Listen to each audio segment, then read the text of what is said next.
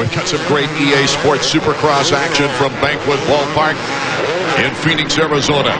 Ricky Carmichael in second place is trying to hold off the smart and six-time defending champion Jeremy McGrath.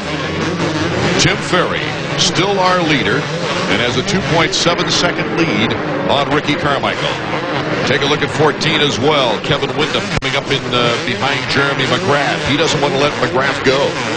No, he's got to try to stay right with him. And he's done that so far. That's really been his goal. Just try to stay with the guy. You know, maybe wear him down for a change. No one ever does anything to Jeremy.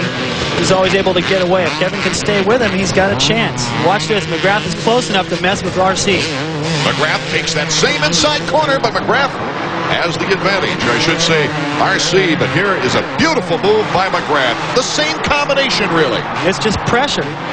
All that pressure in the presence of Jeremy being in the right place at the right time forced Carmichael into a slight mistake, just a tiny one, and Jeremy was close enough to make the pass.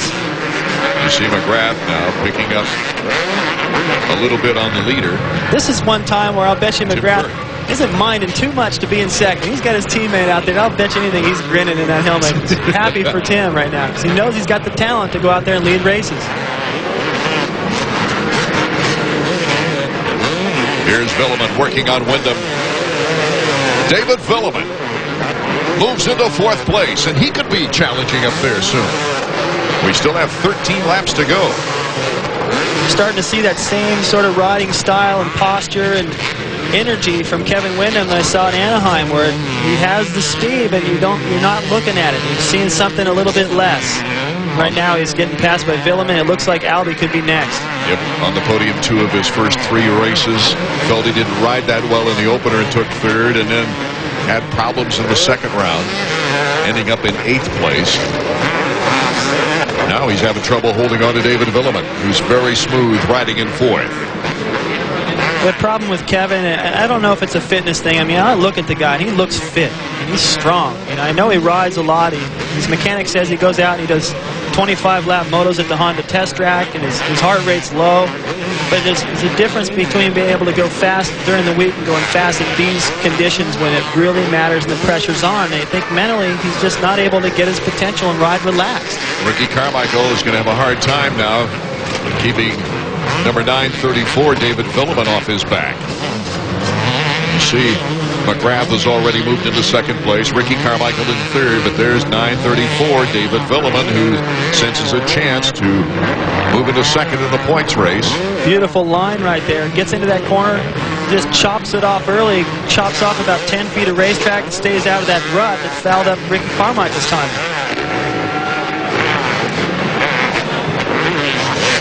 Ferry's lead on Jeremy McGrath now shrinking to 1.6 seconds as we take a look at the 3rd place rider.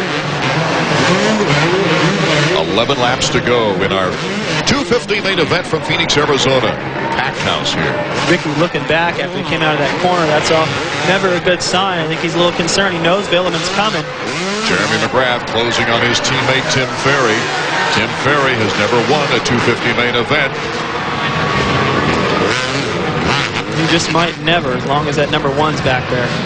There was a matchup this summer in one race in which Jeremy McGrath kind of took things for granted. Fell on the last lap, but Tim Ferry won it. Yeah, I forgot all about that. So Tim has beaten Jeremy. Not as much on the line, though, this time around, as this is the first of Advanced Triple Crown. Jeremy's not taking this one lightly. Here comes Jeremy. Starts to make his move on number 15. It'll be a clean one. Oh, Jeremy almost went down. Trying to cut to the inside. Anything can happen in this race. I'll tell you exactly what that was. That was, okay, this is my teammate, so I don't want to get real close to him, so I'll try to cut this a little tighter and keep some distance between us. And front end washed out a little bit. He found a piece of racetrack that had a little rut in it he didn't expect. Yeah. Take another look and check out McGrath number 1. Had a feeling Tim might just kind of go wide here and say, go ahead. I don't need this kind of pressure. Watch Jeremy. Whoa. Trying to hold it tight and give him some room. Tim hit perfectly the rut he was trying to hit coming out of that turn, so that was a planned move by Tim Ferry all the way. And Jeremy McGrath now spits the roost up. Oh, these guys are having fun. And over the finish line. 9 laps to go in the race. The crowd comes alive, and Jeremy McGrath now has the edge and takes over the lead. Well, it doesn't surprise me from Jeremy. He earned this. He had to pass all the best guys to get to this place. And for Tim Ferry, I'm sure it's a little bit of a disappointment to lose the lead, but no one else can beat this guy. How the heck is he supposed to? He's beating everybody else. Just as hot here for third place. Ricky Carmichael trying to fend off David Villeman. I think Ricky would like to get things rolling here even more with a podium, but he's going to have to fight for his life. Villeman tries to the inside, shows a wheel. Here they go, bar to bar. David Villeman has Carmichael looking over at him, and Villeman moves into third place. Now, is there any question that David Villeman of Team Yamaha is going to put a challenge on Tim Ferry of Chaparral Yamaha? Well, what Yamaha's looking at right now is a sweep. They're all going to be standing on a podium. These guys have got things figured out. Not only a sweep, but this will be the fourth straight round in 4 rounds that Yamaha has been on the top step.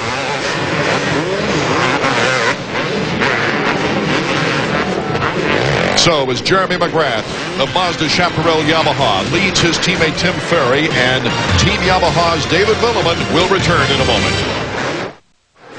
Welcome back to Phoenix, Arizona, our 250 main event with 8 laps to go. Sebastian Tortelli made a move on Mike LaRocco, and that's Kevin Windham. Mike LaRocco, number 5. Sebastian Tortelli, number 21. Tortelli passing Windham, trying to get in front of Mike LaRocco. So it's the battle for 6th, 7th, and 8th with the red bikes. I have a feeling that LaRocco's shoulder's bothering a little bit. In the beginning of the race, it's hard to get your body temperature warmed up. Now it is, and I'll bet you that what's on his mind has nothing to do with that sore shoulder. That's probably all loose. It'll be sore tomorrow, but right now he's just trying to salvage points because with McGrath out front, he's starting to inch away. That's exactly what LaRocco's trying to avoid. 58-second lap for our leader, Jeremy McGrath. You know who leads the most laps coming into this race? Let's see, Villeman? You're right, David Villeman, because he had the 20 laps, winning San Diego, and he also led another race. That was a guess. I had a feeling it was McGrath, but since you asked me that way, I thought it was something else. I was trying to catch you, partner. Trying to catch you. As Tim Ferry now has his hands full with David Villeman. David Villeman wants to stay up near McGrath in that points race, and he can do it if he can take over second place. Here's the move made on number 15. Tim Ferry going to try to hold on for that final podium spot. I'll tell you what, Art, the way Villeman's riding, the way he looked to me in practice, he is not finished with second place here. He is still looking at Jeremy. He's not that far behind. I'm sure Jeremy's got other ideas, but he really hasn't been able to pull away like he's been so famous for doing in the past. Well, Villeman has one thing on Jean-Michel Bayle. He's the earliest, that's the earliest a Frenchman has won a 250 main in his first full season of 250 action, which Villeman completed in San Diego. Here's the 5th place rider, Greg Albertine. Behind him is Mike LaRocco. LaRocco playing with pain. Nice move right down the inside. These guys are going to kind of a slow race into the corner to get that position established. I can see Mike LaRocco's wife from where I'm sitting and his son, and she's looking a little nervous. She'd like to see her husband up there a little closer and not losing the points, but he's made a good recovery from what happened to him earlier in the day and from where he had to start. So is Albertine, for that matter. He's been struggling a little bit, and he's got it together here. Mike LaRocco wants to stay up in that points contention right now. As we go back to our leader, Jeremy McGrath, with 5 laps to go. McGrath